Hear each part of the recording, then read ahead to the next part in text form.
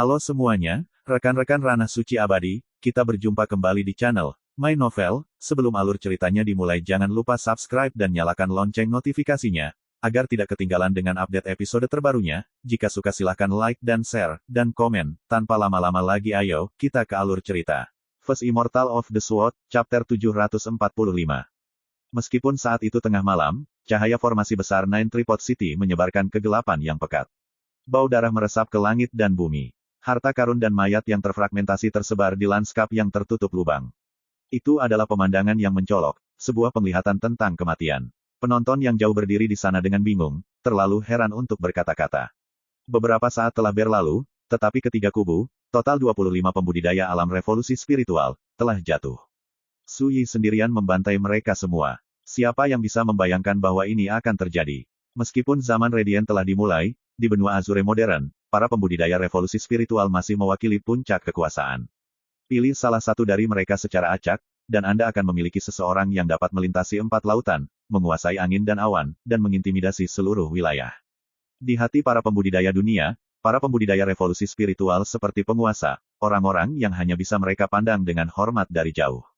Tapi hari ini, di luar Nine Tripod City, para pakar spiritual Revolution Realm berjatuhan seperti hujan. Itu adalah tontonan yang menakjubkan. Dan orang yang telah membunuh mereka semua adalah seorang pemuda yang baru saja ditembus, Spiritual Incarnation Realm. Semua ini tidak diragukan lagi terlalu mengejutkan. Su Yi, apakah kamu tidak takut akan pembalasan? Suara serak dan tua itu bergema di seluruh langit malam sekali lagi, penuh amarah dan kebencian. Ini adalah sesepuh dari House of the Skywalking Sword, orang yang berbicara untuk memohon belas kasihan atas nama Xie Zibei. Tapi Su Yi tidak menahan tangannya. Musuhkulah yang seharusnya mengkhawatirkan pembalasan, kata Su Yi. Dia mengangkat kendinya, mengambil minuman, dan berkata dengan santai, selain itu, kejadian hari ini tidak akan berakhir di sini. Deklarasi yang ringan dan lapang ini membuat bulu kuduk penonton berdiri. Master Menara Blue Cloud, Fu Qingyun, tiba-tiba teringat bahwa, sebelum mengalami kesengsaraan, Su Yi bertanya tentang asal-usul lawannya. Ini sebagai persiapan untuk balas dendamnya di masa depan. Pada saat itu, Fu Qingyun hanya setengah mempercayainya. Lagi pula, kesulitan Su Yi terlalu berbahaya, dia ragu Su Yi akan selamat. Tapi ketika dia mengingat kata-kata itu sekarang, gelombang emosi menjalari hati Fu Qingyun. Lama berlalu sebelum dia berhasil menenangkan diri. Hari ini, Su Yi mengalami kesengsaraan tabu yang belum pernah terjadi sebelumnya dan membunuh seluruh kelompok pembudidaya revolusi spiritual. Siapa di bawah langit yang mungkin bisa berdiri bahu-membahu dengannya? Jika seseorang seperti itu membalas dendam terhadap faksi yang menentangnya, itu pasti akan menyebabkan pertumpahan darah dan kekacauan yang tak ternilai. Hah, begitu. Bagi lelaki tua ini, selama dia membawa benih Azure, rekan Daoisu akan menjadi sasaran panah yang tak terhitung jumlahnya. Semua orang akan keluar untuk menangkapnya. Suara serak dan tua dari House of the Skywalking Sword Elder terdengar sekali lagi. Ancaman terbuka mudah dihindari, tetapi panah tersembunyi sulit dipertahankan. Basis kultivasi rekan Daoisu mungkin tinggi dan mendalam, dan dia mungkin tidak takut apapun. Tetap saja, siapa bilang tidak ada yang akan mencoba cara alternatif untuk mendapatkan benih Azure. Dia tidak berusaha menyembunyikan ancaman tersirat. Menggigil menjalari hati para pembudidaya yang berkumpul. Su Yi, bagaimanapun, hanya tersenyum dan berkata dengan dingin, jika apa yang terjadi di sini hari ini melibatkan orang-orang di sekitarku, aku tidak keberatan meratakan setiap faksi yang menentangku. Ketika itu terjadi, saya akan tertarik untuk melihat apakah masih ada orang yang berani menggonggong seperti anjing gila. Semua orang yang hadir tercengang, dan kerumunan tersentak. Deklarasi ini menunjukkan dominasi penuh Su Yi. Maka kita hanya harus menunggu dan melihat. Tetua dari House of the Skywalking Sword berkata, lalu terdiam. Su Yi menggeliat, lalu mengalihkan pandangannya ke seluruh area. Ada lagi yang mau melawanku. Langit dan bumi sunyi senyap. Tidak ada yang mengatakan apa-apa. Wang Jiu, kumpulkan rampasan untukku. Dengan itu, Su Yi melangkah melintasi langit dan melayang pergi. Tak lama kemudian, dia menghilang ke Nine Tripod City. Tidak ada yang berani menghalangi jalannya. Ayo, kita juga harus kembali. Akhirnya, Wen Xinzhao tidak bisa lagi menahan kegembiraan dan kegembiraannya. Dia bergegas ke kota setelah Su Yi. Orang tua buta, King Ya, dan Daoist Master Cosmoke mengikuti, sementara Kaisar Xia dan Wang Jiu tetap tinggal untuk menghadapi akibatnya. Saat itulah kerumunan di luar Nine Tripod City meledak menjadi gempar, seperti panci yang mendidih, menembus kesunyian malam yang mematikan. Baniset Immortal Sugalak, katakan padaku, siapa yang mungkin cocok untuknya sekarang? Seru seseorang. Sulit untuk dikatakan. Lagi pula, saat ini, Tidak ada kekurangan ahli yang tidak diketahui dan menakutkan dari asal-usul misterius yang berkeliaran di benua itu. Seperti paviliun pedang utara dingin dari alam sungai celestial, saya belum pernah mendengar tentang mereka sebelumnya, kata seseorang dengan muram. Tapi tidak diragukan lagi bahwa Baniset Immortal Su berdiri di puncak dunia. Siapapun yang ingin menentangnya harus mempertimbangkan konsekuensinya dengan hati-hati terlebih dahulu. Seseorang menghela nafas. Pertempuran ini benar-benar belum pernah terjadi sebelumnya. Aku bisa membayangkannya sekarang. Saat berita menyebar, itu akan mengguncang dunia. Begitu banyak orang meninggal. Bagaimana mungkin faksi asal mereka membiarkan ini pergi? Apa maksudmu, biarkan ini pergi? Apa yang benar-benar harus mereka khawatirkan adalah apakah Baniset Immortal Su akan mencari mereka untuk menyelesaikan skor atau tidak. Titik. Keributan terdengar di semua sisi. Jauh di dalam langit malam yang jauh, banyak sosok yang tersembunyi dalam kegelapan menampakkan diri. Dia menggunakan kesengsaraannya sebagai umpan untuk menjebak musuh-musuhnya. Su Yi ini benar-benar berani. Seseorang bergumam. Beberapa penonton dalam hati bersukacita. Mereka mengatakan bahwa Mantis mengintai jangkrik, tidak menyadari Oriole di belakangnya. Hari ini, saya menganggap diri saya Oriole. Saya tidak menyadari bahwa ini adalah jebakan selama ini dan bahwa Su Yi sedang menunggu mangsa jatuh ke pangkuannya. Saya senang saya tidak melangkah dan langsung terlibat. Yang lain menghela napas. Dengan kekuatan yang dimiliki Su Yi hari ini, merebut benih Azure hanya akan semakin sulit. Hah? Apa menurutmu Su Yi tidak terkalahkan? Anda salah. Era Radiant baru saja dimulai. Kecuali dia menawarkan benih Azure dengan bebas, dia pasti akan menghadapi bahaya yang tak terhitung jumlahnya di masa mendatang. Seseorang tertawa dingin. Perlahan-lahan, para ahli yang bersembunyi di dalam kerumunan bubar. Cui Jingyan berdiri di bawah langit malam, bibir merahnya terbuka. Cih, tidak heran kakek saya memperhatikannya. Dia benar-benar ganas. Selama bertahun-tahun hidup saya, ini adalah pertama kalinya saya bertemu seseorang yang begitu menentang surga. Kamu bukanlah satu-satunya. Saya tidak akan berani percaya seseorang dapat memotong kesengsaraan ilahi, atau bahwa seorang kultivator inkarnasi spiritual yang baru saja diterobos dapat mengalahkan seluruh kelompok kultivator revolusi spiritual. Sue Ye tampak bingung, dan dia meringis. Libationer ke-9 telah diam selama ini, tapi sekarang, dia hanya bisa menghela nafas. Asal-usul Su Yi ini sungguh luar biasa. Dia hanyalah seorang pemuda, namun dia tahu warisan istana Meng Po seperti punggung tangannya. Dia telah mengenali liontin adjudikator Netherworld dalam sekejap, dan dia memiliki pewaris dari garis keturunan pembawa sarkofagus lentera hantu yang mengikutinya. Dan hari ini, pemuda yang sangat muda itu telah mengatasi kesengsaraan besar yang tabu, hanya untuk berbalik dan membunuh seluruh kelompok ahli revolusi spiritual segera setelah menerobos. Semua ini tidak diragukan lagi, tidak dapat dipercaya. Sampai-sampai, sebagai berpengalaman seperti dia, Libationer ke-9 tidak bisa membantu tetapi merasa bingung. Hanya orang seperti apa dia? Libationer ke-9, apakah kita masih akan pergi menemui Su Yi?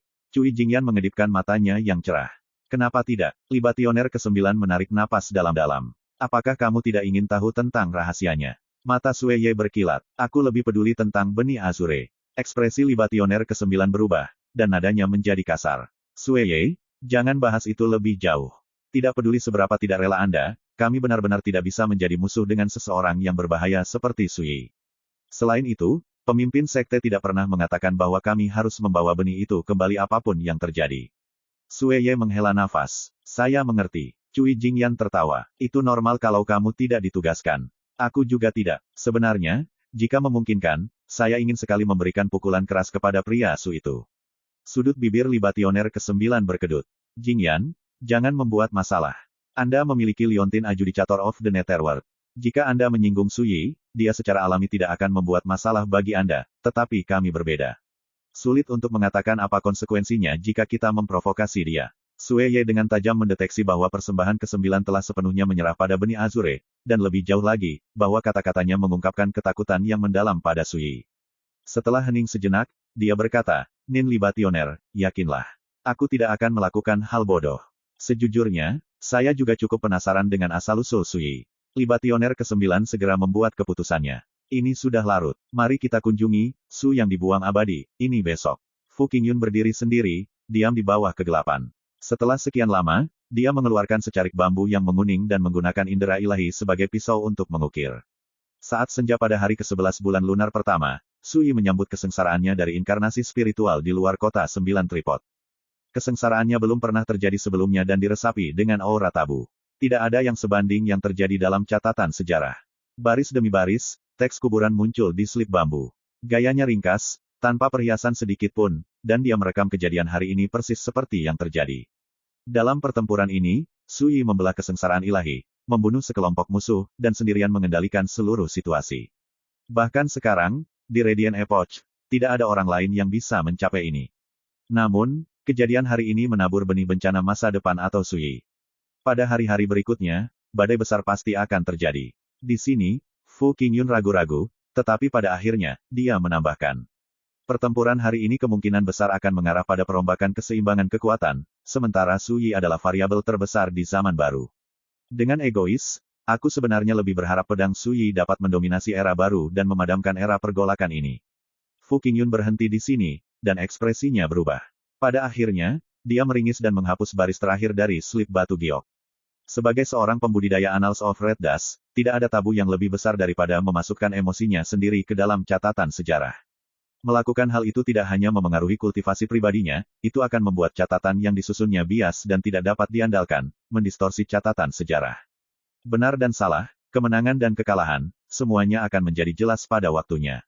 Sebagai saksi, berada di sini hari ini sudah cukup beruntung. Fu Qingyun menyingkirkan slip bambu yang menguning, lalu tertidur. Sementara itu, di pengadilan Azure Cloud, lentera merah menyinari atap, dan sinar bulan selembut air. Bambu melemparkan bayangan berbintik-bintik di tanah. Ancaman terbuka mudah dihindari, tetapi panah tersembunyi sulit dilawan. Orang itu tidak salah, Su Yi berbaring di kursi anyamannya dan berpikir dalam hati, di masa lalu, aku tidak bisa diganggu untuk menyelesaikannya dendam itu, tapi sekarang, Karma Seed of the Azure telah menempatkanku di jantung badai. Mengingat itu masalahnya, saya tentu saja tidak dapat menunjukkan belas kasihan lebih lanjut. Sebagai seorang pembudidaya pedang, bagaimana dia menangani dendam? Jawabannya sederhana, dia harus menebas mereka dengan pedangnya. First Immortal of the Sword, Chapter 746. Ketika dia membunuh Huan Shaoyou dan monster lain di zaman kuno, mengakibatkan faksi masing-masing memandangnya dengan permusuhan, Su Yi tidak memikirkannya. Belum lama ini, ketika dia memotong Huan Tiansu dan yang lainnya di depan Nine Tripod City, menghancurkan aliansi 5 faksi kuno, Su Yi tidak memikirkannya. Hari ini, faksi-faksi yang bermusuhan itu kembali, baik untuk mengganggu kesengsaraannya maupun untuk merebut benih Azure. Meski malas, Su Yi akhirnya mulai kehabisan kesabaran. Berulang kali, mereka memprovokasi dia. Apakah mereka benar-benar mengira dia lambat marah seperti bodhisattva tanah liat yang duduk di kuil? Apakah mereka benar-benar berpikir mereka bisa memperlakukannya seperti yang mereka inginkan? Selain itu, apa yang terjadi hari ini berbeda dari masa lalu? Dia membawa Seed of the Azure, menjadikannya sasaran panah yang tak terhitung jumlahnya. Jika dia terus mengabaikan ini, siapa yang tahu berapa banyak gelombang yang akan dihasilkan? Setelah saya sepenuhnya menstabilkan basis kultivasi saya harus mengakhiri ini, pikir Su Yi. Tak lama kemudian, lelaki tua buta, Wen Xinzhao, dan yang lainnya kembali. Mereka semua tampak senang, dan mereka tidak bisa menyembunyikan kegembiraan mereka. Yang mulia, selamat telah berhasil mengatasi kesengsaraan Anda, membuktikan dao Anda, dan memasuki alam inkarnasi spiritual. Kata lelaki tua buta itu sambil menyeringai dan membungkuk dalam-dalam. Wen Xinzhao, King Ya, Daoist Master Cosmoke dan yang lainnya mendekati dan menyapanya juga, satu persatu. Su Yi tersenyum. Masalah sepele, itu saja. Kelompok itu mengobrol lebih lama sebelum dia bangkit dari kursi anyamannya. Dia memandang Wen Xinzhao, lalu memerintahkan, ketika Kaisar Xia dan Wang Jiu tiba di sini, ingatlah untuk mengambil trofi dari tangan mereka. Mengerti, kata Wen Xinzhao. Aku akan beristirahat. Sementara itu, kamu harus melakukan sesukamu. Dengan itu, Su Yi berjalan kembali ke kamarnya. Dia baru saja menerobos, dan batas kultivasinya tidak stabil. Dia secara alami harus berkultivasi. Dupa melayang melalui ruangan yang diterangi lampu. Su Yi duduk bersila. Wosh gelombang-gelombang. Kinya bergemuruh saat beredar, kekuatan spiritualnya yang tak terbatas mengalir melalui dirinya seperti sungai, mencapai setiap sudut dan celah. Itu melonjak melalui meridiannya sebelum berkumpul di Grand Dao Spirit Palace di dalam dantiannya. Grand Dao Spirit Palace-nya seperti dewa surgawi. Itu diselimuti cahaya berkabut, seperti mimpi, dan halus. Dia sudah bisa samar-samar membedakan garis besar inkarnasi roh dao besarnya yang mengembun di dalam istana rohnya. Inkarnasi roh yang melayang di dalam istana rohnya berbentuk seperti pedang 9 neraka, seperti benih dao terkuat yang dia padatkan saat pertama kali melangkah ke dao asal. Genesis dao inten yang sempurna dan lengkap dikumpulkan di sekitar inkarnasi roh. Spirit dao dibagi menjadi 3 alam. Di alam perwujudan spiritual, para kultivator menciptakan istana roh Grand Dao mereka. Para pembudidaya inkarnasi spiritual memurnikan inkarnasi roh mereka. Para pembudidaya revolusi spiritual memanifestasikan roda roh mereka. Istana roh, Inkarnasi roh, dan roda roh, sebenarnya, semua manifestasi dari basis kultivasi dan akumulasi seseorang. Perbedaan antara alam terletak pada penguasaan dan pemahaman mereka tentang kekuatan Grand Dao, yang terwujud dalam berbagai cara. Jika saya menunjukkan kepada teman lama saya inkarnasi roh Dao besar yang saya buat hari ini, saya khawatir mereka akan heran. Senyum tipis muncul di bibir Suyi. Kesengsaraan yang dia atasi hari ini belum pernah terjadi sebelumnya dan penuh dengan kekuatan tabu. Tetapi pada saat yang sama, setelah mengatasinya, dia telah menciptakan inkarnasi roh Grand Dao yang belum pernah terjadi sebelumnya. Saat dia mengatasi kesengsaraannya dan memasuki alam inkarnasi spiritual, pedang 9 neraka beresonansi dengan Qi-nya, memberikan inkarnasi roh Grand Dao-nya jejak pesona pedang 9 neraka. Dengan 108.000 tahun pengalaman kehidupan masa lalunya, Sui sangat yakin bahwa tidak ada seorang pun dalam sejarah panjang alam liar yang pernah menciptakan inkarnasi roh Grand Dao yang sebanding. Bahkan Kaisar bela diri tanpa tanding, yang telah menghabiskan 9.000 tahun di alam penjelmaan spiritual dan seharusnya tak terkalahkan di antara para ahli dari tingkat yang sama.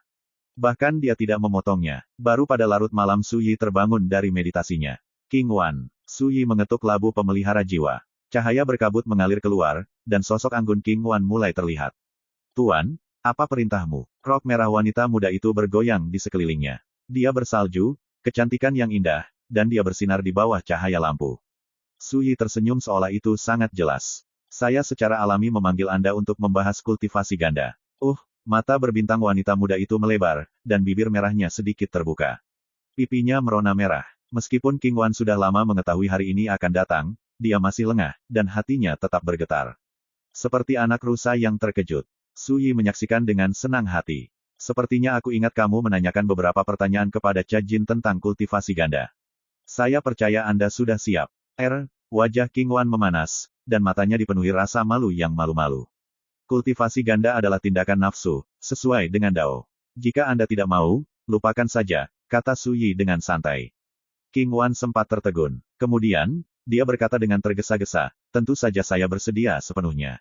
Aku hanya, suaranya yang manis dan merdu penuh dengan rasa malu. Suyi tertawa. Apakah aku terlalu mendadak? Dia bangkit, memeluk anggur, dan berkata, mari berbagi minuman dan manfaatkan momen santai ini. Saya akan memberitahu Anda semua yang saya ketahui tentang kultivasi ganda. Dia mengeluarkan 2 gelas, mengisinya, dan berbaring dengan malas. Ketika King Wan melihat ini, dia ragu-ragu, lalu duduk di sampingnya. Cinta dan gairah antara pria dan wanita adalah bagian alami dari perilaku manusia, kata Suyi lembut. Dia menghabiskan cangkirnya, dan Dao kultivasi ganda adalah salah satu dari Grand Dao langit dan bumi sejak awal. Setiap aliran pemikiran, dari Buddhis dan Taois hingga demonis dan kultivator Yao memiliki warisan mengenai kultivasi ganda. Metode yang akan aku ajarkan padamu sedikit berbeda, jadi dengarkan baik-baik. King Wan awalnya sangat pemalu dan gelisah, tetapi ketika dia mendengar itu, dia langsung terlihat penuh perhatian. Dia mengesampingkan semua pikiran lain, wajahnya yang indah dan berkontur halus serius dan fokus. Waktu berlalu, di bawah cahaya lilin yang berkelap-kelip, Suyi mentransmisikan Dao. Dari waktu ke waktu, dia dan King Wan minum bersama, dan dia berangsur-angsur rileks. Mungkin karena alkohol, kulitnya yang halus dan bersalju memerah dengan selapis tipis warna merah jambu, dan dia tampak sedikit mabuk. Ketika dia melihat sekeliling, dia secara tidak sengaja sangat menawan. King Wan benar-benar cantik sejak awal, dengan mata berbintang, bibir merah muda yang penuh, dan sosok yang halus dan ramping. Sedikit keracunannya menambah pesona pengap pada kecantikannya yang murni dan alami. Bahkan hati Suyi sedikit bergetar saat melihatnya. Inilah yang dimaksud dengan kecantikan tiada taraf, tipe yang menghancurkan negara dan membawa kehancuran bagi rakyat. Tidak seperti Cha Jin, King Wan memiliki kemurnian dan kelembutan tentang dirinya, yang memenuhi keinginan pria untuk menaklukkannya. Untungnya, Suyi bukan tipe orang yang membiarkan keinginan mengacaukan pikirannya, dan terlebih lagi, dia adalah seorang veteran dalam urusan pria dan wanita. Dia secara alami tidak akan kehilangan kendali. Mereka mencapai ujung kendi anggur mereka saat dia menyelesaikan pelajarannya tentang kultivasi ganda. Tuan, aku King Wan mengangkat kepalanya yang cantik, matanya berkilauan seperti kolam jernih. Sebelum dia bisa berkata lagi, Suyi mengangkatnya dan berjalan ke tempat tidur. Wosh, gelombang. Lilin-lilin diam-diam padam, membuat ruangan menjadi gelap. Gemerisik pakaian terdengar, diselingi dengan napas yang tiba-tiba dan napas yang berat. Ruangan itu benar-benar gelap, tapi bagaimana itu bisa membatasi bidang pandang Suyi? Ketika dia melihat wanita muda itu berbaring telentang di tempat tidur, garis puncak kembarnya terlihat melalui korset yang masih menutupi dirinya, Suyi sekali lagi terpesona. Siapa yang berani membayangkan bahwa kecantikan muda yang murni dan indah ini memiliki aset yang begitu banyak? Pinggangnya yang ramping bergeser dengan gelisah, kulitnya yang halus dan putih terasa sejuk saat disentuh. Kakinya yang panjang dan kurus meringkuk, dan mereka tampak sangat lentur dan halus saat disentuh. Keharumannya yang menyenangkan tercium sepanjang kegelapan, sama kuatnya dengan obat, itu membebaskan keinginannya dan melepaskan hambatannya sepenuhnya. Di luar jendela, angin malam meniup pohon pinus dan bambu. Di bawah langit malam yang gelap seperti tinta, kelezatan dan pesona yang terlalu banyak untuk diungkapkan. Kenikmatan di dalamnya tidak boleh diketahui orang lain. Waktu yang cukup untuk membakar sebatang dupa berlalu. Suara Suyi tiba-tiba terdengar di tengah kegelapan. Dia terdengar agak terkejut. Tuan? Apa? Suara King Wan membawa sedikit kelembutan dan kelesuan. Tidak apa. Terus berlanjut. Jangan terganggu. Kultivasi ganda berlanjut. Namun, ada sesuatu yang berfluktuasi di dalam hati Suyi. Kultivasi ganda adalah perpaduan antara hasrat dan semangat, resonansi dan benturan dari jarak dekat. Namun sebelumnya, Suyi telah merasakan kekuatan misterius yang tidak dapat dipahami dalam tubuh King Wan, dan dia tampak gelisah, seolah-olah dia takut akan sesuatu. Ini membuat Suyi mengingat kesengsaraan King Wan, dan mata aneh yang muncul di atasnya. Pasti ada sesuatu yang aneh tentang asal-usulnya. Hanya saja dia sama sekali tidak menyadarinya sendiri. Aku harus membantunya sampai ke dasar ini. Pagi keesokan harinya, langit baru saja mulai cerah ketika suara gemerisik membangunkan Suyi dari tidurnya. Ketika dia membuka matanya, dia melihat sosok anggun dengan hati-hati mengangkat selimut dan duduk, punggungnya yang bersalju tidak tertutup dan terlihat penuh. Rambutnya yang hitam pekat acak-acakan, dan seberkas sinar matahari pagi mendarat tepat di bahu kristalnya yang indah, yang memancarkan kilau samar. Itu hanya punggung wanita dan sinar matahari, tapi pemandangan itu cukup indah untuk membuat hatinya bergetar. Bahkan setelah dia meninggalkan tempat tidur, aromanya tetap ada. Dia berjingkat-jingkat di sekitar ruangan saat dia berpakaian, sepertinya dia takut membangunkannya. Suyi mengingat kembali kegembiraan dan pesta pora semalam saat dia melihat wanita muda itu berpakaian di bawah matahari pagi. Rasa kepuasan yang tak terlukiskan muncul di dalam hatinya. Dia benar-benar telah tertahan terlalu lama. Setelah malam pelepasan, dia merasa jauh lebih baik. Aku tidak bisa membiarkan dao kultivasi ganda jatuh di pinggir jalan, pikir Suyi. Tiba-tiba, teriakan kaget terdengar. Dia tidak yakin kapan, tapi King Wan berbalik tepat pada waktunya untuk melihat Suyi membuka matanya. Wajah cantiknya langsung memerah, dan dia terbata-bata. Bu Tuan, kamu sudah bangun. Dia baru saja memakai pakaian dalamnya. Sekarang, dia mencengkeram tangannya ke dadanya, sepertinya tidak yakin apa yang harus dilakukan. Suyi menyandarkan kepalanya di tangannya dan menggoda, siapa yang terus meminta lebih banyak tadi malam?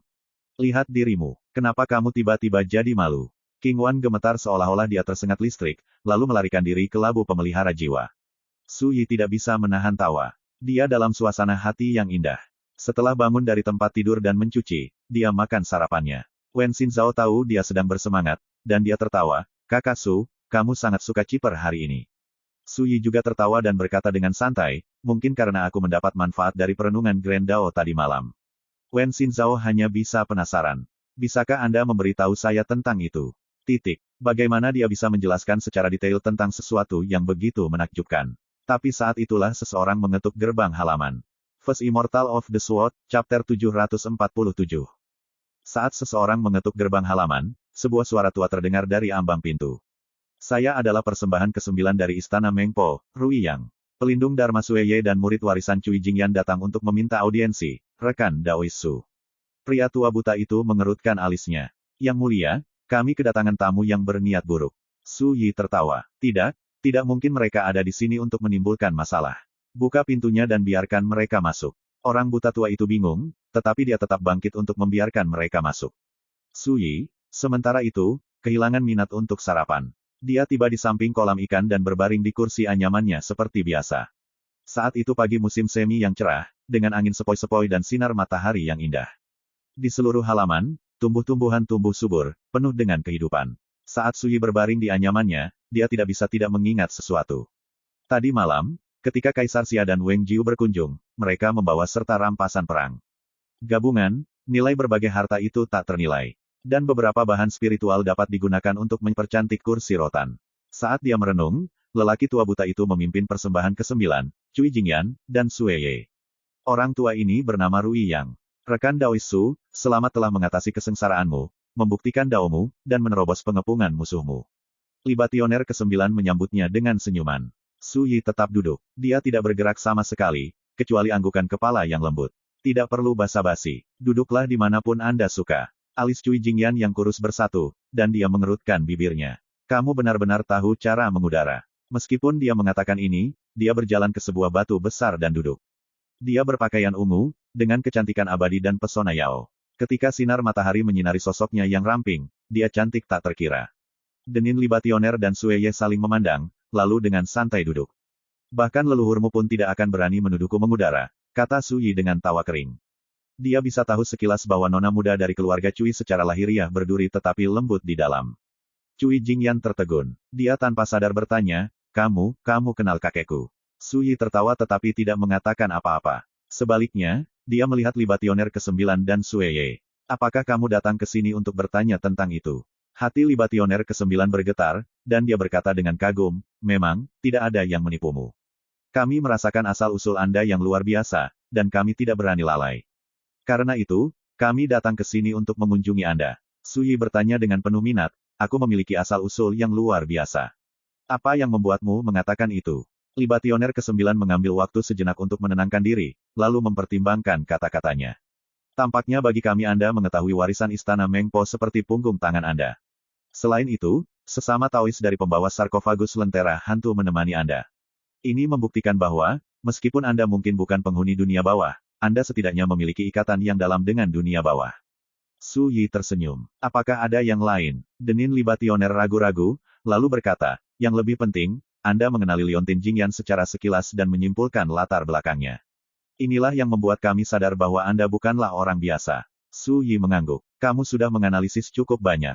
Anda benar-benar menaruh sedikit pemikiran dalam hal ini. Ketika dia mendengar pengakuan diam-diam Su Yi, hati 9 Libationer bergetar, dan ekspresinya semakin serius.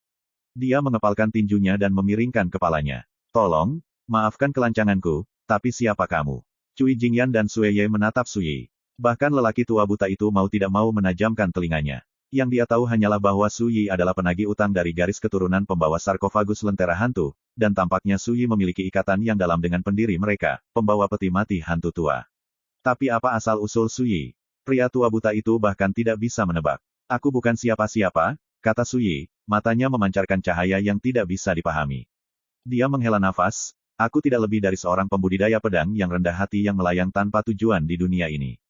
Kehidupan masa lalunya adalah rahasia terbesarnya. Bukannya dia tidak berani memberitahu siapapun, juga tidak meremehkan untuk membicarakannya. Sebaliknya, sangat mungkin mengungkapkan rahasianya akan mencemari orang lain dengan karmanya. Konsekuensi dari karma itu pasti lebih dari yang bisa mereka tanggung. Su Yi tidak ingin melihat itu terjadi. Seorang pembudidaya pedang yang rendah hati.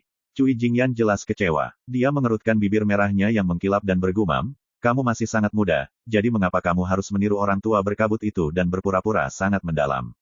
Kamu bertingkah sama misteriusnya dengan kakekku. Denin Libationer dan Sue Ye juga sedikit terkejut. Namun, mereka sudah lama tahu bahwa Su Yi tidak akan memberi mereka jawaban dengan mudah, jadi mereka tidak terlalu kecewa. Kakekmu mengadopsi cara bicara yang ambigu karena dia tidak ingin menyinggung langit, bumi, atau siapapun di sekitarnya. Lebih dari itu, dia tidak ingin menyinggung masa, jadi dia menghabiskan seluruh hidupnya berusaha untuk tetap terlepas dari urusan duniawi. Dia tidak takut apapun selain langit yang runtuh di sekelilingnya dan membuat lubang di tengkoraknya, ejek Su Yi. Aku tidak seperti dia. Denin Libationer dan Sue Ye tersentak. Hati mereka bergetar. Siapa lagi yang berani mengejek yang mulia adjudikator dunia bawah? Tapi Su Yi bertindak seolah-olah dia sedang menyampaikan anekdot biasa. Cui Jingyan tertegun. Su Yi, apakah itu yang harus dikatakan oleh seorang junior sepertimu? Dia menemukan ini agak tidak masuk akal. Seorang remaja mengejek kakeknya tanpa keberatan sedikit pun. Dia belum pernah menemukan sesuatu yang begitu konyol dalam hidupnya. Apakah menurutmu aku salah? Tertawa Su Yi. Cui Jingyan membuka mulutnya untuk berdebat, tetapi dia tidak mengatakan apa-apa sebagai tanggapan. Seperti yang dikatakan Su Yi, kakeknya benar-benar jarang mengindahkan urusan duniawi. Dia mengatakan bahwa sebagai anggota keluarga Cui, mereka harus menjauhkan diri dari sangkar keterikatan duniawi dan tetap menyendiri. Hanya dengan begitu seseorang dapat benar-benar mengalami rahasia adjudikasi. Dia menahannya untuk sementara waktu. Kemudian, Cui Jingyan memelototi Su Yi dengan kejam. Aku bilang ada masalah dengan sikapmu. Su Yi tersenyum. Ketika seorang wanita berpenampilan menarik, kemarahannya pun memiliki keindahan tersendiri. Dia tiba-tiba berkata, kamu datang ke benua Azure atas perintah kakekmu. Apakah itu benar? Aku, Cui Jingyan hendak menyangkalnya. Namun, sebelum dia mendapat kesempatan, Su Yi melanjutkan, menurut aturan keluarga Cui, keturunan cabang utama tidak boleh meninggalkan dunia bawah kecuali untuk hal-hal yang sangat penting. Anda tentu saja tidak terkecuali, dan dengan status dan basis kultivasi Anda, bahkan Tuan Istana Mengpo tidak akan berani mengirim Anda ke sini tanpa izin keluarga Anda. Cui Jingyan tidak mengatakan apa-apa tentang itu, jadi dia memaksakan kata-katanya kembali. Namun, gelombang keheranan mengalir melalui hati Sue Ye dan kesembilan libationer. Su Yi tidak baru saja mengetahui bahwa juri Netherworld lah yang mengizinkan Cui Jingyan untuk datang dalam ekspedisi ini. Sepertinya dia tahu urusan keluarga Cui seperti punggung tangannya juga. Ini tidak diragukan lagi, tidak dapat dipercaya. Tapi Su Yi tidak menghiraukan perubahan pada keadaan emosi mereka. Sebaliknya, dia menatap kubah surga, menggosokkan tangannya ke sandaran tangan kursinya, dan mendesah. Nenek moyangmu menggunakan sepotong pohon 10.000 tahun sebagai bahan ilahi, lalu menggunakan jaring surgawi menangkap surga untuk menyempurnakan liontin ini. Jika dia meminta Anda membawanya, dia jelas sedang memancing. Dia melakukannya dengan sengaja agar aku melihatnya. Alisnya berkerut, dia sepertinya menyadari sesuatu. Dia tenggelam dalam kontemplasi. Suasana seketika menjadi berat dan hening. Mata indah Cui Jingyan menatap tajam ke arah Su Yi, dan wajahnya dipenuhi dengan kebingungan yang tak tertahankan. Orang ini benar-benar tahu tentang jaring surgawi yang menangkap langit. Di seluruh keluarga Cui, hanya leluhur mereka, kakeknya, yang mengolahnya. Sebagian besar yang lain bahkan tidak tahu itu ada. Penangkapan ikan. Jadi, Su Yi sudah lama menebak niat adjudikator akhirat. Libationer ke-9 dan Sue Ye tidak bisa lagi tetap tenang. Mereka telah berpikir panjang dan keras sebelum berhipotesis bahwa keluarga Cui telah mengirim Cui Jingyan ke benua Azure sebagai umpan. Tampaknya sangat mungkin bahwa juri Netherworld sedang memancing sesuatu. Siapa yang mengira bahwa ikan sudah lama menyadari hal ini? Sekarang, bagaimana mungkin libationer ke-9 dan Sue Ye gagal untuk menyadari bahwa orang yang dicari Cui Longxiang tidak lain adalah Su Yi? Mereka bahkan berani mengatakan dengan pasti bahwa ada hubungan yang mendalam antara Su Yi dan juri dunia bawah. Kamu benar-benar mengenal kakekku. Cui Jingyan hanya bisa bertanya. Alih-alih menjawab, Su Yi menjawab dengan sebuah pertanyaan. Ketika kamu pergi, apakah dia menyebutkan mengapa dia mengirimmu ke benua Azure? Cui Jingyan menggelengkan kepalanya. Biarkan aku melihat liontinmu, kata Su Yi. Dia ragu-ragu, tetapi akhirnya, dia mengambilnya dari ikat pinggangnya dan memberikannya kepadanya. Saat dia melakukannya, dia memperingatkannya, jangan mencoba apapun. Dengan kekuatanmu, tidak mungkin kamu bisa mengaktifkannya, dan jika kamu mencoba, kemungkinan besar kamu akan mendapat serangan balik. Dia baru saja mengatakan ini ketika matanya membelalak, dan dia membeku di tempat. Su Yi baru saja mengetuk permukaan liontin dengan ujung jarinya. Bintik-bintik cahaya, masing-masing sehalus bulu lembu, mekar seperti kelopak bunga dan menyelimuti liontin itu. Saat bintik-bintik cahaya tenggelam ke permukaan liontin, seberkas cahaya ungu menyilaukan mengalir di sekitarnya, berubah menjadi garis-garis mesin terbang Taois yang misterius. Kelompok itu tanpa disadari terpaku. Simbol-simbol itu masing-masing sekecil butiran beras, dan rumit dan misterius, berkerut dan aneh. Mereka tampaknya mengandung spiritualitas, dan mereka berkedip masuk dan keluar dari pandangan. Cui Jingyan bergumam dengan bingung, bagaimana ini mungkin? Mengapa saya tidak tahu bahwa rahasia semacam itu tersembunyi di dalam liontin batu giok? Denin libationer dan Sue Ye terdiam, tetapi gelombang tak berujung mengalir di hati mereka. Mereka lupa berapa kali mereka terkejut sejak memasuki halaman ini. Tapi sekarang, ketika mereka melihat perubahan liontin adjudicator Netherworld di tangan Su Yi, mereka merasa benar-benar kaget. Bahkan jika Anda memukul kepala mereka, mereka tidak akan pernah bisa menebak asal misterius seperti apa yang harus dimiliki Su Yi untuk memiliki kemampuan luar biasa seperti itu. Bagaimana kamu melakukannya? Cui Jingyan hanya bisa bertanya. Dia tampak sangat terperangah. Pria muda di depannya tampak seperti diselimuti lapisan kabut dan penuh dengan rahasia. Su Yi mengabaikannya. Sebaliknya, dia menatap garis-garis mesin terbang yang aneh dan berkerut, ekspresinya berubah dan tidak pasti. Ini adalah jenis tanda Taois yang diringkas dari jaring surgawi menangkap surga. Bahkan sebagian besar kaisar akan kesulitan membedakan makna di dalamnya. Tapi ini tentu saja tidak bisa menghentikan Su Yi. Sebaliknya, Cui Longxiang sengaja menempatkan pesan ini di sini agar Su Yi dapat melihatnya. Teks itu berbunyi, Old Monster Su, perubahan besar telah terjadi di Netherworld, dan aku harus melakukan perjalanan jauh ke lautan kepahitan. Masih harus dilihat apakah saya akan kembali hidup atau tidak. Aku tahu kamu tidak takut pada apapun, tapi jika kamu kembali ke Netherworld, jangan ungkapkan identitasmu, apapun yang terjadi. Netherworld tidak seperti dulu lagi. Saya tidak punya permintaan lain. Satu-satunya harapan saya adalah ketika Anda kembali, Anda tidak akan pernah menghancurkan hati Little Leaf lagi. First Immortal of the Sword Chapter 748. Saat cahaya berangsur-angsur meredup, garis-garis pada liontin giok menghilang. Su Yi memegang liontin giok dan merenung. Tidak mengherankan jika Cui Longxiang tahu bahwa dia bereinkarnasi di benua Changqing. Karena Cui Longxiang yang menggunakan kekuatan Wan Daoshu untuk mengirim Xuan Ning ke benua Changqing.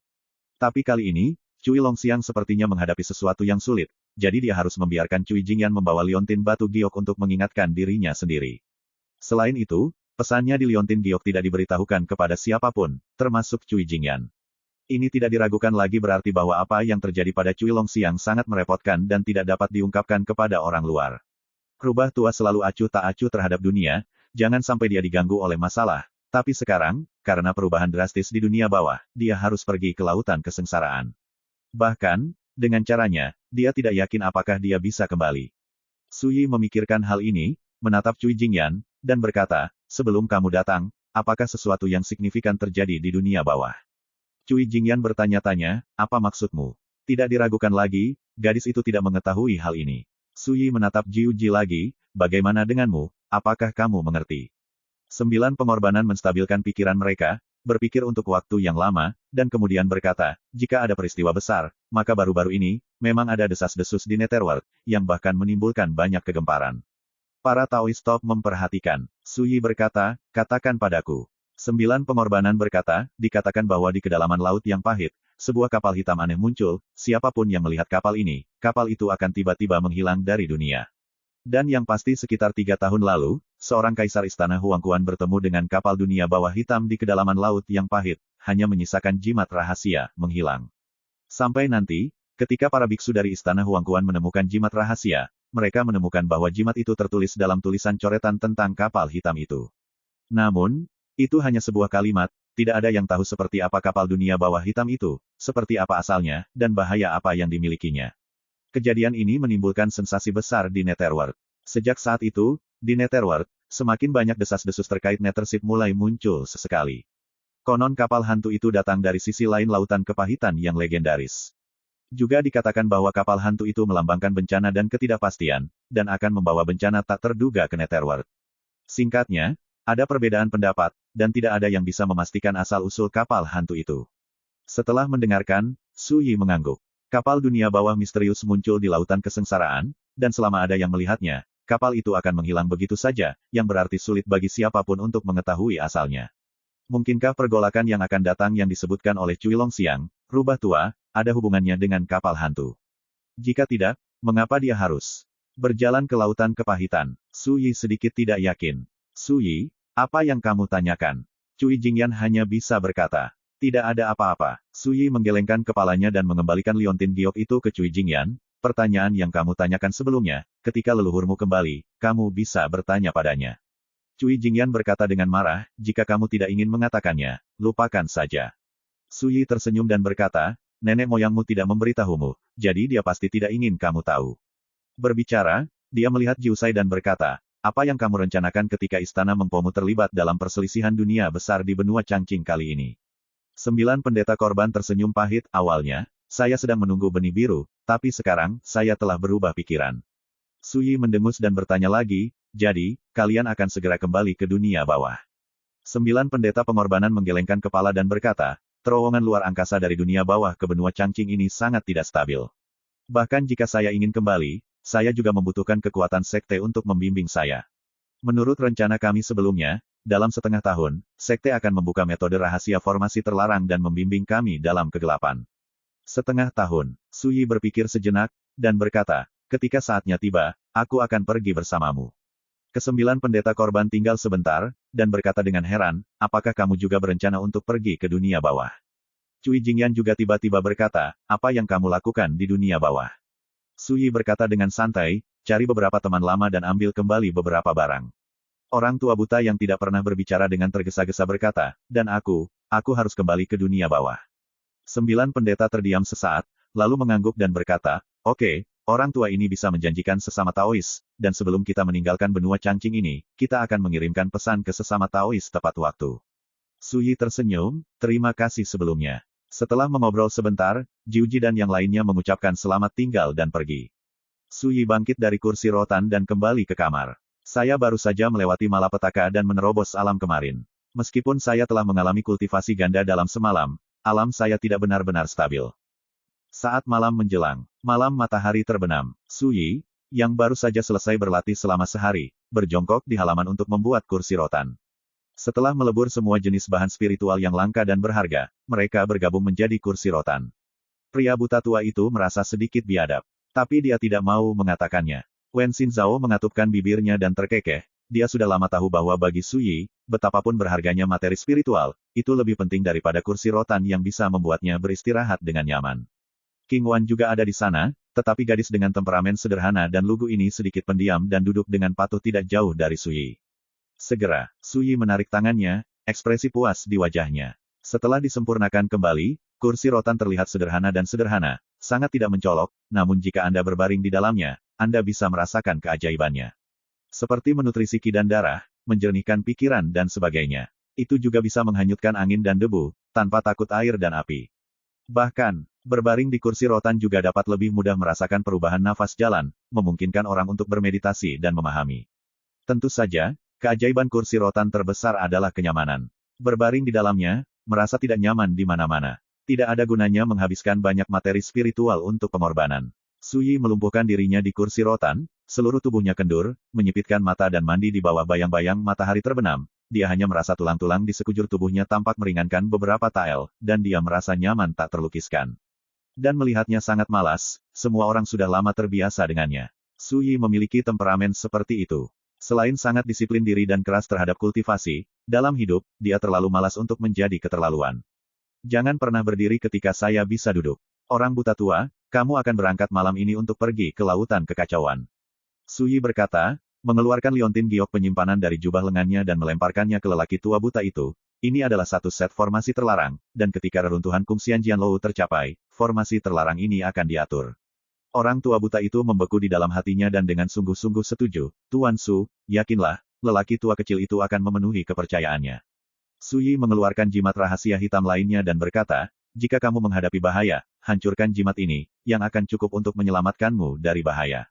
Jimat ini memiliki kekuatan membunuh yang tak terbatas dan dapat dengan mudah membunuh karakter di ranah roda roh.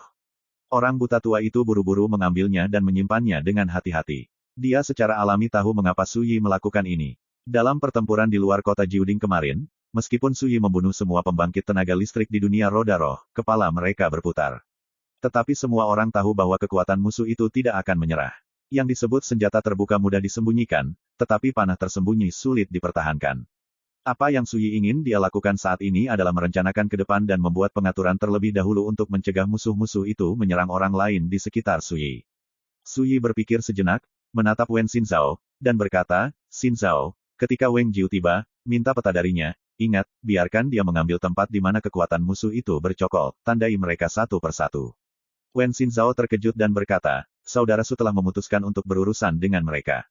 Su Yi berkata dengan ringan, dulu, saya terlalu malas untuk peduli pada mereka, tetapi sekarang, saya tidak tahu berapa banyak orang di dunia yang menganggap saya sebagai mangsa, dan mereka ingin mengambil keberuntungan saya, itu adalah bahkan sangat mungkin jika itu mempengaruhi orang-orang di sekitar saya secara alami tidak akan sopan saat ini. Ucapan polos dan santai itu mengejutkan semua orang yang hadir. Ketika Su Yi memiliki niat membunuh dan mengambil inisiatif untuk menyerang, badai darah macam apa yang akan ditimbulkannya di dunia ini. Kakak Su, jangan khawatir, aku akan pergi mencari Wang Jiu malam ini dan menyiapkan petanya. Tarik napas dalam-dalam, dengarkan hatimu dan patuhi. Su Yi tersenyum dan hendak mengatakan sesuatu ketika dia tiba-tiba tampak menyadari sesuatu dan sedikit mengernyit. Hampir pada saat yang sama, suara wanita aneh terdengar di luar gerbang halaman. Ye Jinzi, anggota klan Ye di Kunwu, diperintahkan oleh Ye Xiao, tuan muda klan kami, untuk mengunjungi sesama Daoist Su. First Immortal of the Sword Chapter 749.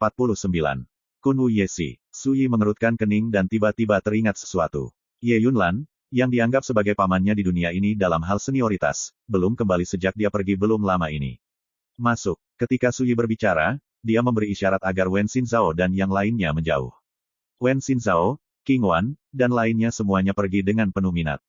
Hanya orang tua buta yang ditempatkan di satu sisi. Segera, gerbang halaman didorong terbuka, dan seorang wanita berbaju abu-abu dengan wajah cantik tetapi sosok yang luar biasa bangga masuk. Tidak diragukan lagi, dia adalah Ye Jinzi. Saya telah melihat sesama Taoist Su. Ini adalah rasa superioritas yang datang dari lubuk hatiku. Apa keluarga Ye Mu mencariku? Su Yi bertanya. Dia tidak pernah menyukai salam. Ye Jinzi meletakkan tangannya di belakang punggungnya, melirik ke halaman, dan berkata, tidakkah kamu mengundangku untuk minum teh? Ini bukan cara untuk menjamu tamu. Berbicara tentang ini, dia melihat kembali ke arah Suyi dan tersenyum, terlebih lagi, jika itu didasarkan pada keturunan darah, aku dan ibumu Ye Yufei seumuran, dan kamu, harus memanggilku Bibi. Buta tua, wanita ini tidak gila, dia berani memanfaatkan Tuan Su. Suyi mengangkat matanya dan menatap Ye Jinzi, dan berkata dengan singkat, tidak ada lagi omong kosong, aku akan membunuhmu. Kata-katanya santai dan datar. Namun, sikap kuat yang terungkap dalam kata-kata itu membuat warna kulit Ye Jinzi berubah, dan warna suram muncul di antara alisnya. Segera, dia tersenyum manis dan berkata, saya di sini untuk tujuan yang sangat sederhana. Saya di sini untuk memberitahu Anda bahwa dalam 3 hari, saya akan pergi ke Gunung Loying dengan benih cangking. Jika Anda tidak pergi, Ye Yunlan akan mati. Tidak diragukan lagi. Suyi menghela nafas, tentu saja, sesuatu terjadi pada pamannya. Saya membujuknya pada awalnya untuk tidak mencari tahu tentang keluarga Kun Wuye, tetapi pihak lain tampak sangat keras kepala. Ini bagus, saya disandera oleh Ye Si secara langsung. Namun, Suyi tidak khawatir. Ye Yunlan belum mati, jika tidak, apa yang akan digunakan pihak lain untuk mengancamnya? Aku masih berpikir seberapa mampu Ye Xiao, tapi ternyata dia hanyalah seekor tikus. Suyi terkekeh dan menggelengkan kepalanya. Orang tua buta itu tidak bisa menahan senyum, memang, mengambil sandera untuk dipaksakan sudah terlalu memaksakan. Tuan Su memanggilnya tikus, itu pantas. Ye Jinzi, dia berpikir bahwa setelah mengetahui berita buruk seperti itu, Suyi akan marah dan kehilangan kesabaran. Itu pasti luar biasa. Tanpa diduga, reaksi Suyi benar-benar berbeda dari yang dia pikirkan. Bahkan, Ye Xiao begitu saja dikecam sebagai tikus. Kamu, tidak peduli dengan hidup atau mati pamanmu. Ye Jinzi mengerutkan kening. Orang tua buta itu tidak bisa menahan diri untuk tidak mencemooh. Dia meninggal, dengan apa kamu mengancam Tuan Su? Bodoh. Tetapi ketika dia memikirkan kekuatan tempur Suyi yang menakutkan, dia akhirnya menahan diri dan mendengus dingin. Apakah tuan muda keluargaku adalah tikus? Anda memiliki keputusan akhir. Suyi secara alami tidak terlalu peduli dengan karakter yang menjalankan tugas dan mengirim surat, dan berkata, Ye Xiao berasal dari sampingan, kapan dia menjadi tuan muda klan Kun Wuye? Ye Jinzi menarik napas dalam-dalam dan berkata tanpa ekspresi, saya pikir Ye Yunlan telah memberitahu Anda sesuatu tentang klan kami, maka Anda juga harus tahu bahwa keturunan langsung dari klan kami sekarang sudah layu. Akan sulit untuk memprovokasi tanggung jawab klan lagi. Dan bertahun-tahun yang lalu, para tetua klan telah menyetujui Ye Xiao sebagai kandidat yang memenuhi syarat untuk mewarisi kekuatan patriark. Pada akhirnya, nada suara Ye Jinzi menunjukkan sentuhan kebanggaan. Pada saat itu, klan jaminan kami secara alami akan menjadi klan Ye ortodoks di masa depan. Suyi tidak mengejutkan. Pertikaian klan terjadi di hampir setiap kekuatan kultivasi. Pertemuan untuk kekuasaan dan merebut tahta, semacam ini di klan Ye di Kunwu bukanlah hal yang aneh. Sayang sekali aku menyinggung Tuan Su, kalian klan Ye ditakdirkan untuk tidak menunggu hari ini. Pria buta tua itu menghela nafas, dengan sentuhan kasihan di wajahnya. Nada dan ekspresi ini membuat Ye Jinzi sangat terkejut dan tidak nyaman, dan tidak dapat menahan cibiran, kamu adalah orang buta, dan kamu berani mengatakan omong kosong, betapa konyolnya. Orang tua buta itu menghela nafas dan ekspresinya menjadi semakin menyedihkan, orang buta sepertimu lebih menyedihkan dan menyedihkan daripada aku, jika aku jadi kamu, aku tidak akan bisa tertawa sama sekali. Ye Jinzi, dia langsung mengabaikan lelaki tua buta itu, khawatir jika terus seperti ini, dia tidak akan bisa mengendalikan amarahnya dan melawan. Suyi, izinkan saya mengatakannya lagi, 3 hari kemudian, jika Anda tidak pergi ke Gunung Loying, paman Anda pasti akan mati, pergilah. Nada suara Ye Jinzi tumpul, dan setelah meletakkan kalimat ini, dia akan pergi. Tunggu, Suyi berbicara. Ye Jinzi mengerutkan kening dan berkata, kenapa, tidak bisakah kamu melakukannya? Aku tidak takut untuk memberitahumu, bahkan jika kamu mengambil nyawaku sebagai sandera, itu tidak akan mengubah hidup pamanmu. Suyi tersenyum dan berkata, jika aku ingin membunuhmu, itu akan mudah bagiku, kamu tunggu saja di sana, dan aku akan pergi ke Gunung Loying bersamamu nanti. Ye Jinzi jelas tercengang, tapi dia tidak menyangka Suyi akan bertindak begitu tegas. Jantung, Suyi memanggil Wen Xinzhao kepadanya, ingat instruksi saya, ketika Anda mendapatkan peta dari Weng Jiu, Anda dapat langsung pergi ke Gunung Loying untuk menemukan saya. Wen Xinzhao mengangguk dan setuju, oke. Suyi berhenti berbicara omong kosong, menatap Ye Jinzi, dan berkata, ayo pergi. Berbicara, dia berjalan menuju halaman. Ayo pergi, jadilah pintar. Ini membuat Ye Jinzi sedikit curiga terhadap kehidupan orang ini. Bagaimana dia bisa begitu tak kenal takut? Apakah menurutnya perjalanan ke Gunung Loying ini untuk jalan-jalan? Lelaki tua buta itu menghela nafas, oh, sayang sekali. Lelaki tua kecil itu memiliki sesuatu yang penting untuk dilakukan, Kalau tidak, aku benar-benar ingin pergi ke Gunung Loying bersama Tuan Su untuk melihat apakah Ye Xiao adalah tikus. Bagaimana cara mati? Ye Jinzi sangat marah sehingga dia ingin mengangkat tangannya dan memotong orang tua buta itu sampai mati. Tapi pada akhirnya, dia menahan diri dan berbalik mengejar Sui. Di malam hari, bulan yang cerah bersinar sendirian di langit. Sui menginjak pedang Suandu dan terbang di awan di langit malam, kemeja hijaunya berburu dan jubah lengannya berkibar, lurus seperti makhluk abadi yang dibuang, dengan sikap mempesona. Kecepatan terbangnya tidak cepat, lebih seperti gunung dan sungai. Berkeliaran, sesekali, Sui akan minum dengan labu anggur, tenang dan tidak terkendali. Ye Jinzi mengikuti di belakang, menonton adegan ini dengan mata halus dan rumit. Orang ini benar-benar tidak khawatir sama sekali. Apakah Ye Yunlan menyebutkan kepadamu tuan muda dari klan kami? Ye Jinzi mau tidak mau bertanya. Dikatakan, Sui menjawab dengan santai. Setelah tiba di Gunung Loying, lebih baik mengambil inisiatif untuk menyerahkan benih cangcing. Dia berbicara untuk waktu yang lama, tetapi melihat bahwa Sui tampaknya menutup telinga. Tanpa reaksi sama sekali, dia tidak dapat menahan cemberut. Sui, apakah kamu mendengar dengan jelas? Ada sedikit kemarahan dalam suaranya. Sui Dao dengan santai berkata, kamu jangan terlalu banyak bicara. Di matamu, Ye Xiao sangat kuat sehingga kamu bisa berjalan membabi buta, tapi di mataku, dia hanyalah orang yang sekarat. Persepsinya berbeda, tidak ada gunanya terlalu banyak bicara, tidak ada gunanya berbicara. Ye Jinzi hampir menyeringai, matanya menjadi dingin, dan berkata, semua orang berkata, kata-kata yang baik sulit untuk membujuk hantu terkutuk, dan kasih sayang terlalu banyak, kamu Sui, lakukan saja sendiri. Dia terlalu malas untuk mengatakan sepatah kata pun. Tetapi Sui mengerutkan kening dan berkata, sebagai pesuruh dan pembawa pesan, haruskah Anda memimpin sekarang? Saya tidak tahu di mana Lo Yingxian berada. Jika Anda menunda bisnis, Anda dapat membelinya. Bangkit, Ye Jinzi. Dia menahan amarah di hatinya dan terbang ke depan untuk membimbing Sui. Saat aku memukul Lo Yingxian, aku akan melihat bagaimana anakmu mati. Ye Jinzi diam-diam menggertakkan giginya. Sui tidak peduli apa yang dia pikirkan. Dia berdiri di atas pedang Suandu, dan sepanjang cahaya terang bulan terang di atas kepalanya, menghadap ke pegunungan dan sungai di sepanjang jalan, itu cukup nyaman. Ngomong-ngomong, sejak terakhir kali dia kembali ke kota Daxia Jiuding, dia sudah lama tidak bepergian jauh. Sekarang terbang melintasi langit malam, yang Anda lihat di sepanjang jalan adalah pemandangan setelah pemulihan energi spiritual langit dan bumi, tetapi ada perasaan berbeda di hati saya. Sayangnya, dunia sebesar itu tidak terlalu menarik bagiku. Setelah menunggu akhir dari keluhan di benua Azure ini, aku akan pergi ke Netherworld. Sui diam-diam berkata, bagaimana dia bisa melupakan dendam dan keterikatan dari kehidupan sebelumnya? Bagaimana Anda bisa melupakan harta yang tersisa di dunia bawah sebelum reinkarnasi dan pembangunan kembali? Sekarang, kultivasinya telah melangkah ke alam fase roh, dan hanya alam besar seperti alam roda roh yang dapat mencari kesempatan untuk membuktikan Tao dan menjadi kaisar. Dan kesempatan seperti itu ditakdirkan untuk tidak muncul di benua Changqing. Dengan kata lain, meskipun benua Changqing telah mengantarkan dunia indah yang belum pernah terjadi sebelumnya, asal-usul dunianya telah rusak, dan pasti akan berkembang dan menurun di masa depan. Di dunia yang hebat ini, paling banyak, Anda hanya dapat membangun fondasi dan kekuatan untuk membuktikan Tao dan menjadi seorang kaisar, tetapi jika Anda ingin benar-benar melangkah di jalan kaisar, hampir tidak ada harapan. Ini juga alasan mengapa di dunia sekarang ini, dunia roda roh bisa menjadi raja dan hegemoni, dan alasan mengapa dunia dibanggakan. Jika Anda meninggalkan kerajaan, Anda harus menghormati roda roh. Saat malam memudar sedikit demi sedikit, fajar akan menyingsing. Di bawah bimbingan Ye Jinzi, Sui melihat Gunung Loying dari kejauhan. First Immortal of the Sword Chapter 750. Gunung Loying terletak di Selangor, salah satu dari 13 negara bagian Daxia. Gunung ini awalnya sangat biasa, terkenal penuh dengan pohon persik. Saat musim semi tiba, bunga persik di gunung mekar penuh, dan bunga yang jatuh berwarna-warni dan sangat indah. Dengan munculnya dunia yang hebat, sekarang telah menjadi gunung terkenal kelas 1 dan tanah yang diberkati di dunia. Ketika sinar cahaya pagi pertama jatuh ke dunia, Gunung Loying dipantulkan dalam cahaya terang.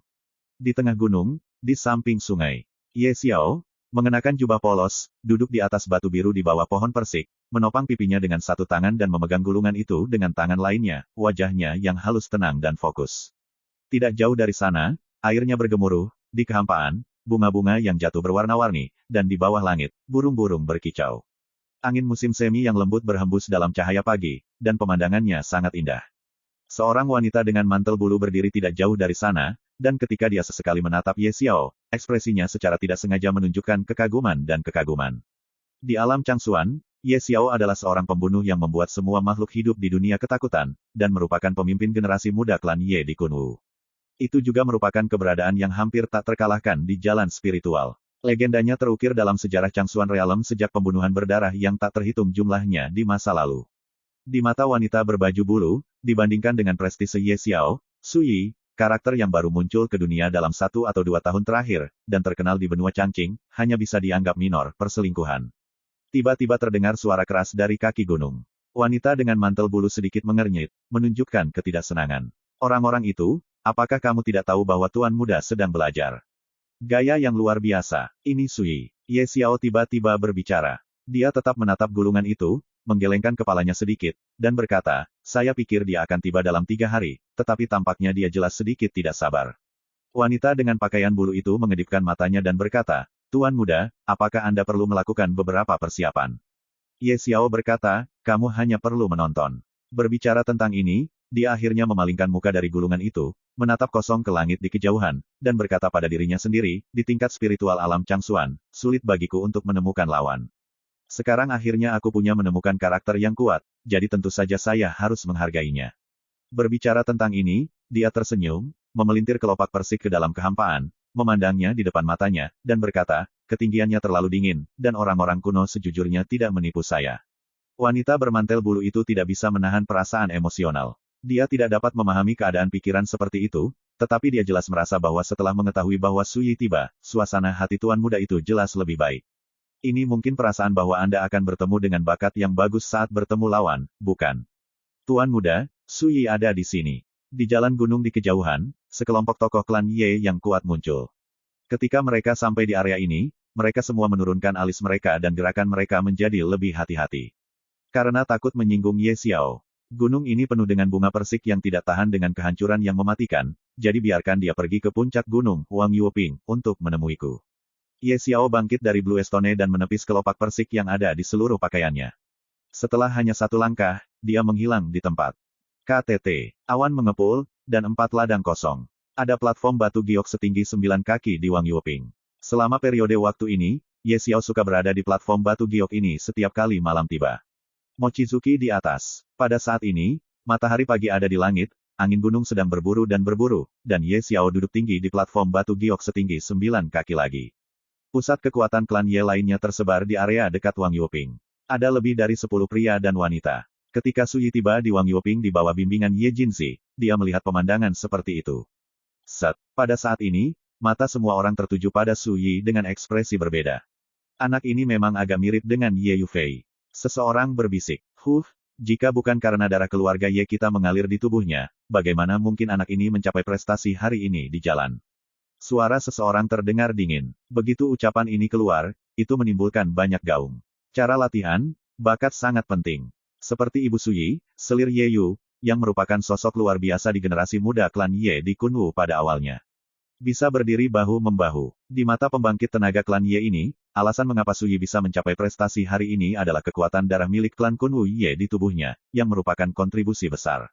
Su Yi mencemooh pernyataan ini. Dia juga tahu bahwa semakin banyak klan kultivasi tingkat atas, semakin memperhatikan garis keturunan dan asal-usul.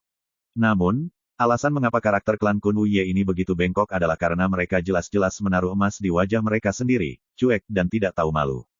Kamu salah. Jalur kultivasi, meskipun bakat itu penting, tanpa kebijaksanaan yang besar, keberanian yang besar, dan ketekunan yang besar, semuanya sia-sia. Di platform setinggi 9 kaki, Ye Xiao tersenyum.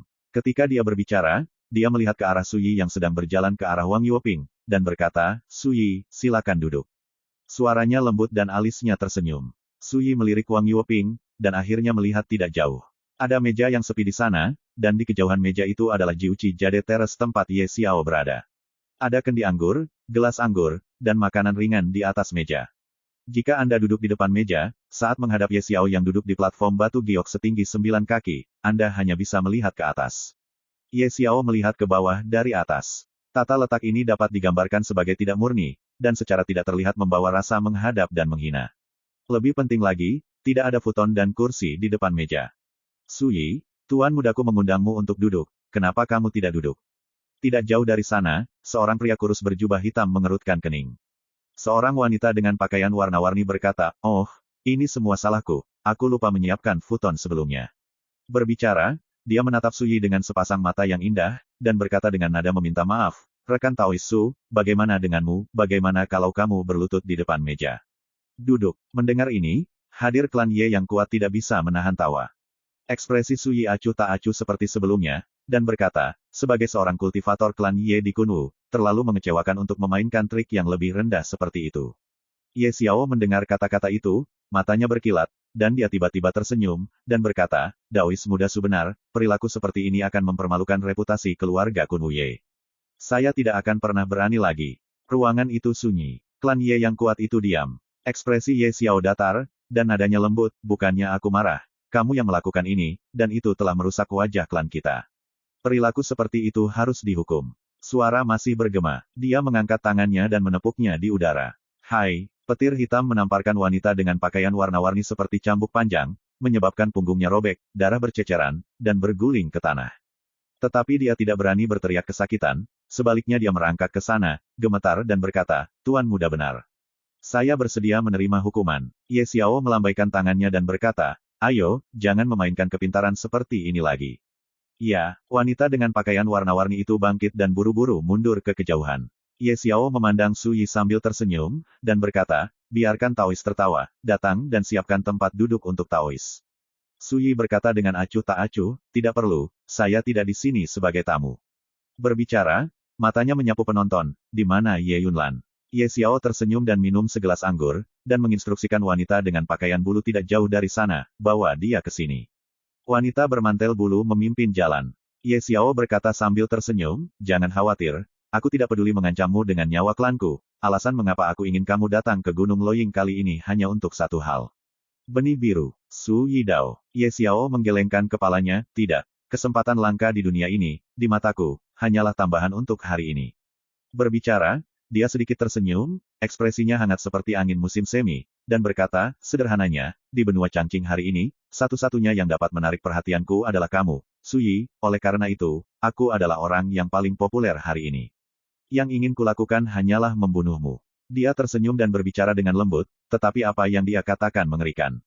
Suara itu bergema di Moon Moon Terrace, membuat langit musim semi yang semula lembut tiba-tiba menjadi dingin, dan ada suasana yang menekan dan dingin di kehampaan. Tubuh orang kuat klan Ye di dekatnya semuanya dingin. Su Yi berkata dengan acuh tak acuh, sayang sekali. Sayang sekali, kata Ye Xiao dengan penuh minat. Su Yi berkata dengan santai, setahuku, karakter sepertimu sudah tidak menarik. Menurut pendapat mereka, apa yang dikatakan Ye Xiao tidak diragukan lagi merupakan pengakuan dan pujian yang luar biasa untuk Su Yi. Tapi siapa sangka, Su Yi mengatakan Ye Xiao tidak menarik. Siapa yang tidak heran? Kebanggaan. Seseorang tidak bisa membantu mendengus. Seorang pria yang akan mati, dia berani menggonggong dan berbicara dengan keras, dia tidak tahu apakah harus hidup atau mati. Seseorang berteriak, orang kuat klan Ye ini jelas terprovokasi. Ye Xiao tertegun sejenak, lalu tertawa. Ini pertama kalinya aku dihina seperti ini sejak latihanku. Haha, ini menarik, sangat menarik. Dia mengambil kendi, mengangkat kepalanya dan minum, dan sikap lembut aslinya menjadi flamboyan dan memberontak. Terutama di kedalaman sepasang mata, ada kilau samar pembantaian haus darah yang melonjak, menjadikannya dengan aura yang menakutkan. Ayo pergi ke pertempuran di atas lautan awan. Jika kamu menang, kamu bisa pergi dengan Ye Yunlan. Jika kalah, tinggalkan hidupmu. Suara itu masih bergema, Ye Xiao berdiri, melangkah di bawah kakinya, dan tiba-tiba muncul di bawah langit. Dari kejauhan, Ye Xiao terlihat seperti bajingan yang menguasai dunia.